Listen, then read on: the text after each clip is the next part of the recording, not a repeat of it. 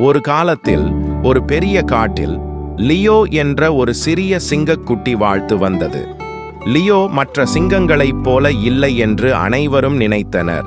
அவன் சிறியவனாகவும் சற்று விளையாட்டாக இருப்பவனாகவும் இருந்தான். மற்ற விலங்குகள் அவனை பார்த்து அடிக்கடி, "நீயா ஒரு நாள் ராஜாவாக போவாய்? நீ ரொம்ப சின்னவனாயிருக்கே" என்று சொல்வார்கள். லியோ வருத்தமடைந்தான். ஆனால் அவன் எப்போதும் மனதில் நம்பிக்கை வைத்திருந்தான். "நான் ஒரு நாள் தைரியமானவன் என்று எல்லோருக்கும் நிரூபிக்கப் போறேன்."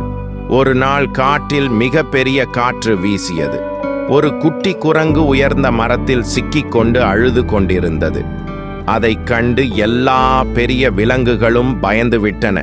அந்த மரம் மிகவும் உயரமாகவும் இருந்தது. அப்போது லியோ மேலே பார்த்தான். அந்த குட்டி குரங்கு பயந்து விட்டது. யோசிக்காமல் லியோ விரைந்து மரத்திடம் ஓடி மெதுவாக ஏறத் தொடங்கினான். எல்லா விலங்குகளும் ஆச்சரியத்துடன் பார்த்தன.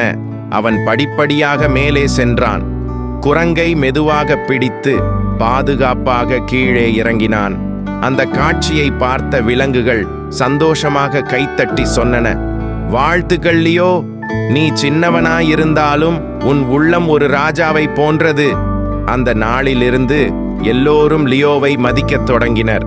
அவனுக்கு பெயர் வந்தது, தைரியசாலி லியோ.